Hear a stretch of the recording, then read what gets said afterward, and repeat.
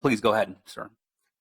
Thank you. I want to be brief because I know you guys probably want to get out of here at this point, but I haven't heard anybody bring up economics at all or the cost of housing. And frankly, the cost of housing is very expensive in this. I feel like it's expensive in this region, and I think that a lot of part of the expense is due to the regulatory expenses, and that by pushing through this legislation, this will increase the expenses that landlords have to pay, which they will necessarily have to pass on to their tenants because that's how we get paid, is through our rent. All our income comes from rent. And so as our expenses goes up, we must raise rents. And so this ordinance will raise rents in this region. And I just hope you're aware of that. And it's something that I don't really want to go forward, largely for that reason. I think that, we have Section 8 to help people who can't afford the rents as they are. And by exaggerating the rental affordability problem, you're going to require more people really to be on assistance programs. So I'm not sure that this is really the right way to go about it. And I would urge you guys to, if you're absolutely going to pass this, to at least work with MHA on making the voucher program work better and more efficiently for landlords so we can keep those costs under control. So, sir, could I get your name and your address? Oh, sorry. My name is Brock Schumacher, and I live at 4328 Humboldt Avenue North, and I'm in your district, sir. Okay, thank you. Thank you much. All right. Are there any other speakers? Any other speakers? Any other speakers? All right. Well, I will close this public hearing then. Thank you very much to all the speakers who've come before us. And with the public hearing being closed, we are going to take a 7-minute break, and we will come back at 1 o'clock.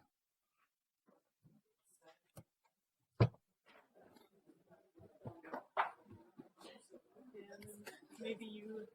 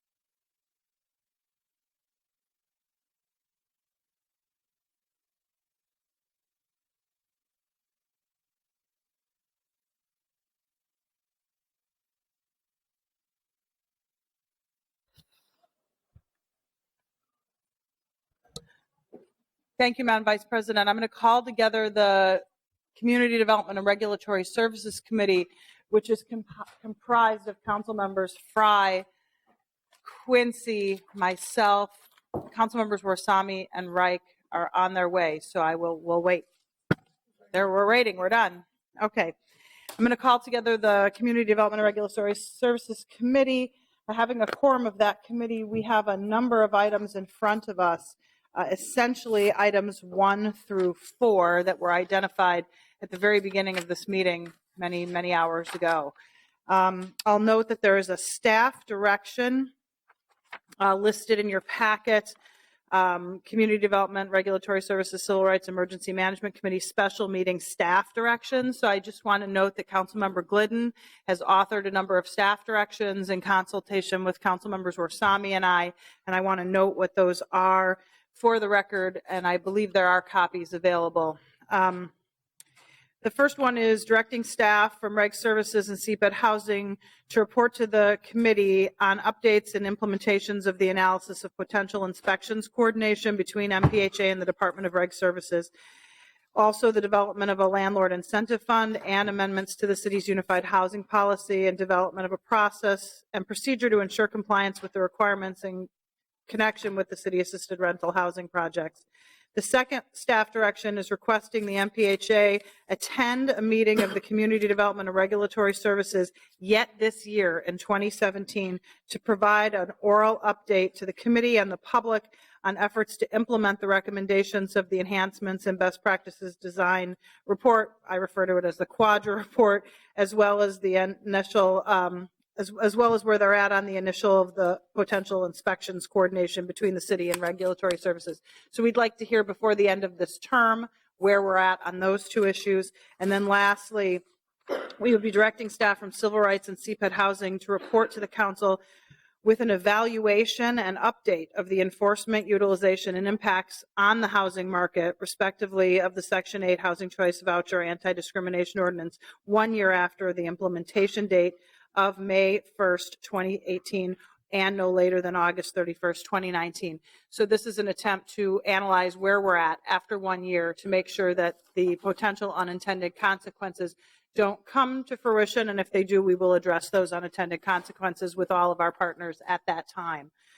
So I'm going to move, for discussion purposes, move items 1 through 4, as well as the staff reports as outlined. I'll note then it will be the Civil Rights and Public Safety Committee that will take up the actual ordinance amendment. I'll speak to that motion at that time, even though I don't get to vote on it today.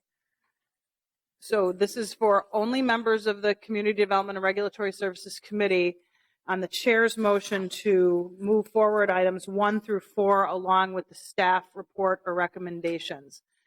And anyone can speak to it at this point. I would think most people probably want to speak to the actual ordinance itself. Anyone can speak at this time if they'd like as well. Anyone on the committee care to speak to that issue? Okay, seeing none, we'll take a roll call vote on items 1 through 4 plus the staff directions of the CD committee.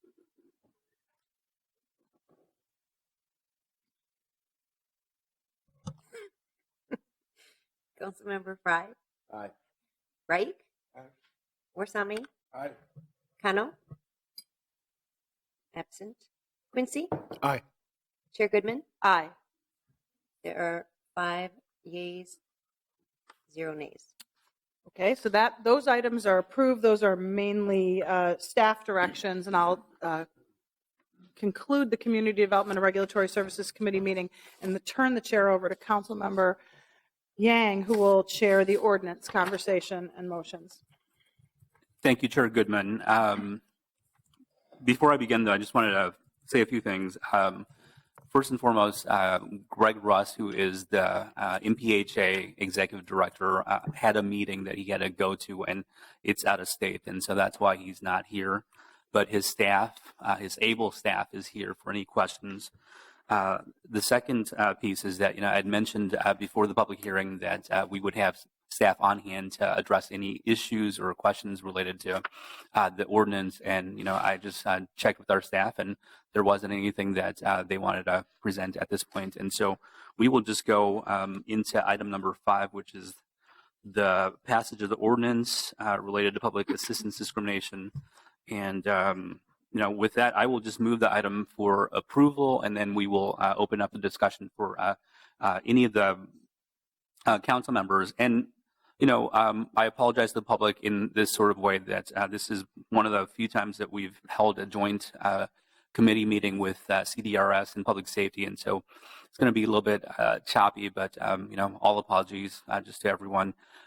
This is, I imagine this is for public safety, but, I'll open up for anybody here who has any questions also on the dais. And so with that, we will open up for discussion. And the first person in queue is Council President Johnson.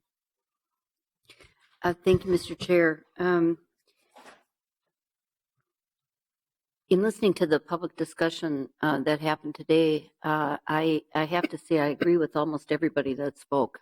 I have been monitoring this program and its effects on the ward that I represent, and have had multiple meetings with MPHA over the years in trying to understand why the super concentration of voucher holders occurs in one community in this city.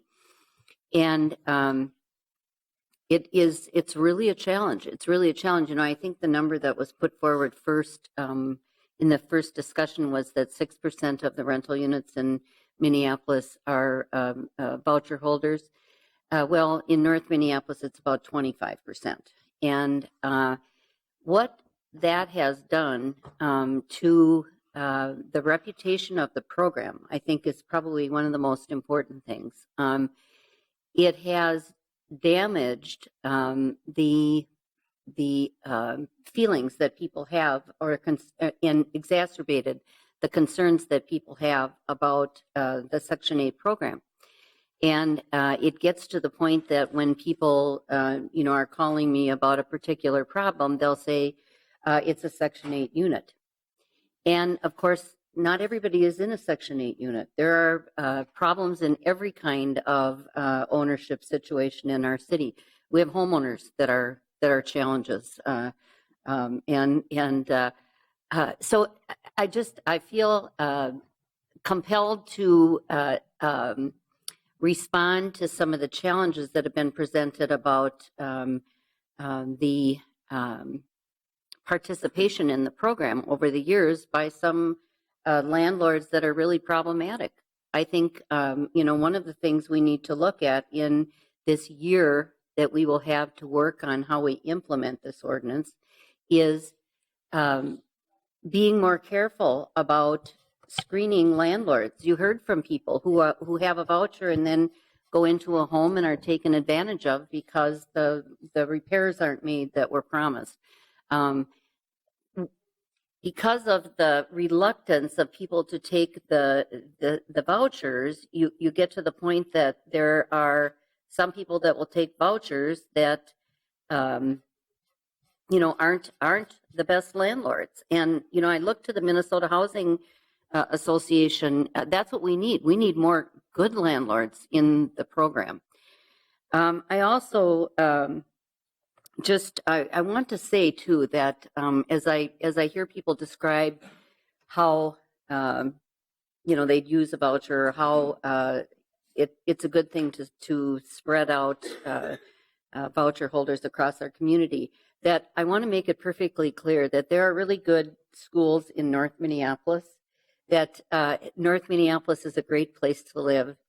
And it isn't that we want everybody to flee our community. We want good people in North Minneapolis that make our community stronger. And I think the real essence of what we want to see happen in this city is that people have opportunities, and they have opportunities to live in whichever community that they would like to live in. Sometimes, obviously, money is a challenge, but as it was shown, there are places in our city that the rents would still fall within the Section 8 guidelines, and people could choose to move there if there were opportunities for them to do so that good landlords would accept their vouchers. So I think that we have a chance to see some deconcentration happen.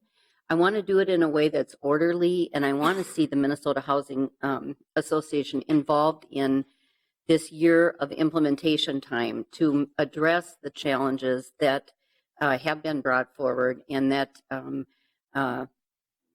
quell people's concerns about participating in this program. So I'm going to be supporting this today. Again, it was hard for me to get there because having had such long experience with the program, I share some of the concerns that people brought up about dealing with it. And MPHA staff knows that I do, and they've been wonderful. I have to say, when I have a problem, I call them, and they're very responsive and very helpful. So, but it is a challenge that so much of the rental market in North Minneapolis is concentrated in this program, and I think this is an opportunity to see some change in that.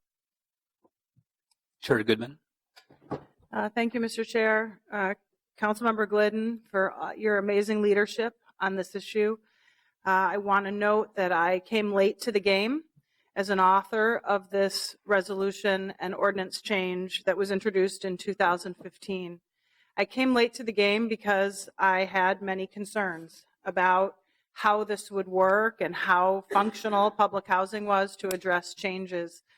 But through my work as a board member of the Family Housing Fund, and as the council member who was assigned to help choose the new director of the Public Housing Authority, and the work that I've done for almost 20 years on this council to lead us all in a direction that will help the poorest people in our community find somewhere to live, I have come to the realization that this is a necessary and important thing that we will do today, because ultimately it is a civil rights issue.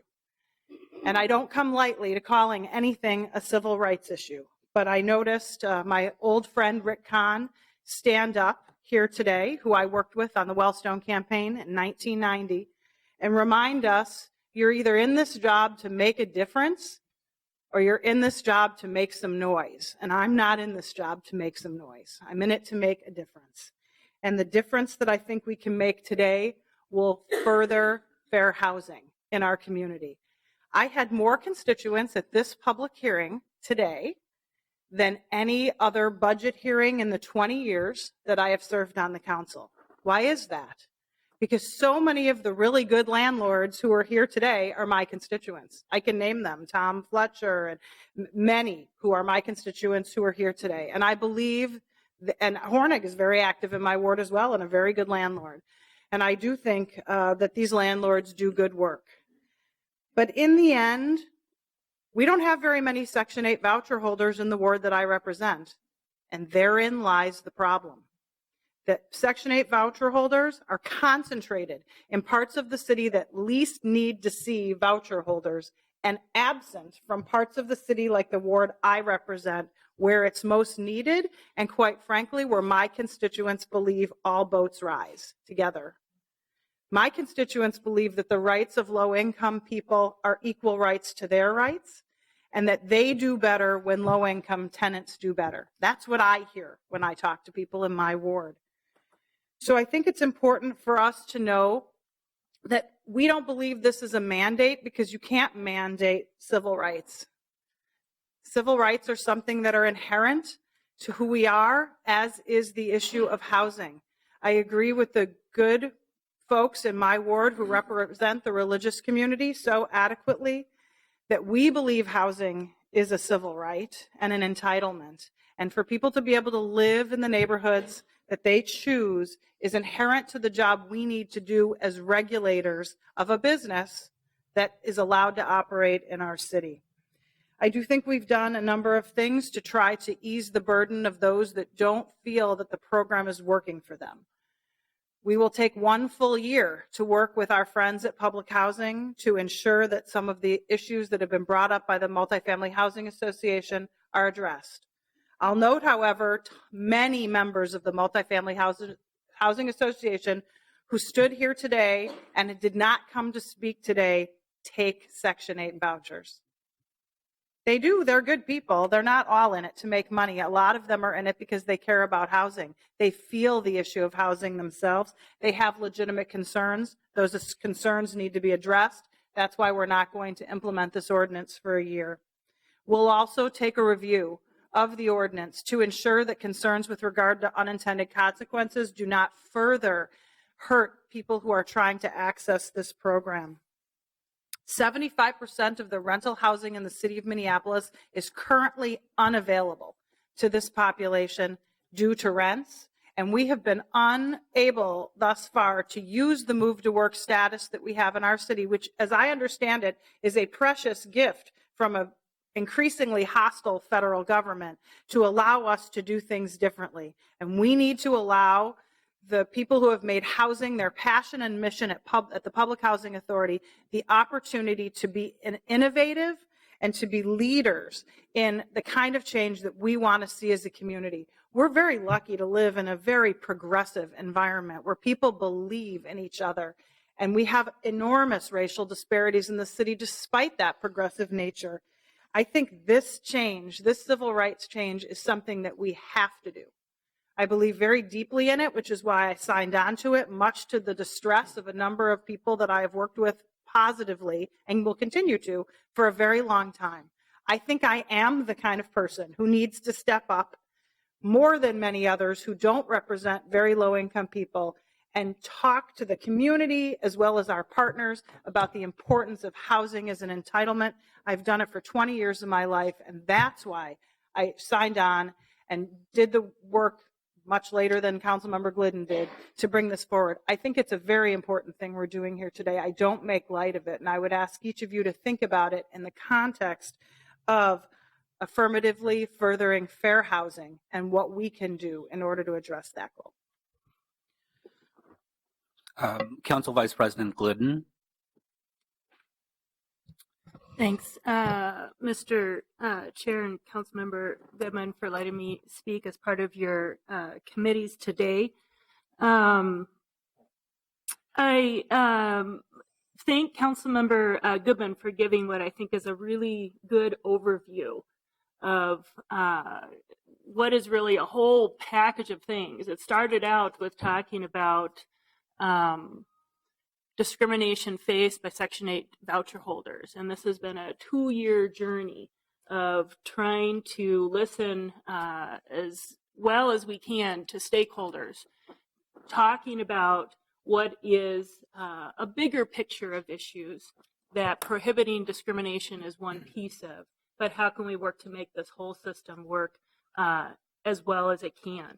You know, at the end of the day, prohibiting discrimination is about giving people a fair shot, a fair opportunity to be considered for housing in different areas of the city that today, frankly, that door is completely shut. I don't know how anyone can sit here and listen to stories of how many years people often wait just to get this, gold ticket of a Section 8 voucher. 10 years, 12 years, I've heard 15 years. And then once you get that very important opportunity to better support yourself and your family, how difficult it may be to actually utilize it and how much stress and trauma that produces. But that is one piece of the picture, this anti-discrimination ordinance. And so I also really want to thank the landlord community for bringing up issues that, frankly, we also heard repeated from those who experience the Section 8 program as tenants, and thank the Minneapolis Public Housing Authority for helping us in the city realize that we needed to have a stronger partnership with you to ensure that the program, again, that serves Section 8 is working as well as it can. I think that we have taken our time, and that's been an important amount of time to take. And now I feel very encouraged that we have public commitments from both the city as well as MPHA on moving forward on some very specific opportunities to change and enhance the program. So I want to say thank you for that. And again, we had many testifiers today who were here for hours. So I want to say thank you, but many of the people who were here have also been engaged. I saw so many familiar faces, people who have been engaged over a multiple year period to make sure that we were really understanding multiple perspectives that were going to be important to decisions that were coming before the council. I want to make sure I get an opportunity to say thank you to a big city staff team that has, again, been engaged for multiple years in various areas of working together on the ordinance, but on other aspects of partnering with MPHA. And that includes Danielle Shelton-Walzak, Noah Schuckman, Andrea Brennan, big team of lawyers, Carol Bashun and Susan Siegel, Shelley Rowe, and we appreciate your advice. We've even had support from the innovation team and Zoe Thiel, for example, to make sure that we were considering good information. And I want to say a special thank you to Sarah Lopez from my office, as well as Deba Serdar, who really took seriously our job to listen to stakeholders and do our best job to facilitate this process as one member office of the City Council. And thank you to the co-authors on the ordinance with me, Council Members Warsame and Goodman. I personally feel, despite the fact that at the end of the day, not all stakeholders hold the same opinions, and I understand that, but I feel like we did our best job at the city to take input and try to make as much impact as we could on positive improvements to a program. And hopefully, if my colleagues agree, adopting an ordinance that is a very important part of protecting civil rights for all residents in the city. Councilmember Warsame. Thank you, Mr. Chair. I'm not going to repeat a lot of the comments that my colleagues and co-authors have made. I'd like to thank the city staff, Minneapolis Public Housing, as well as the community members who came on both sides of the argument for and against the ordinance. My main point would be that this is in an age where we are starting to discriminate people again, and even our federal government is starting to point fingers at minorities in this country.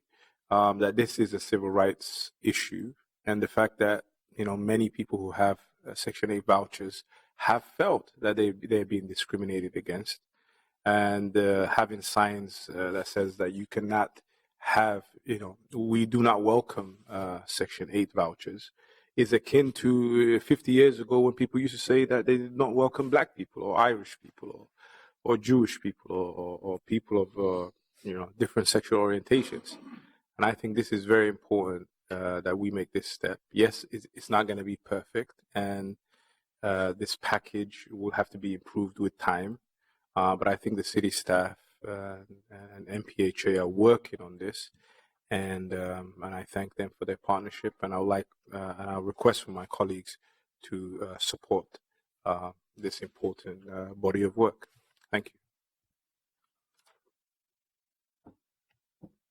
All right. I don't see any other council members in queue, and so we will take a vote on item number 5. And with regards to item number 5, I'm gonna ask the clerk to call a roll on this. But with regard to this, we will take a vote of the Public Safety, Civil Rights, and Emergency Management committee members, and then the second vote would be of the CDRS members as well.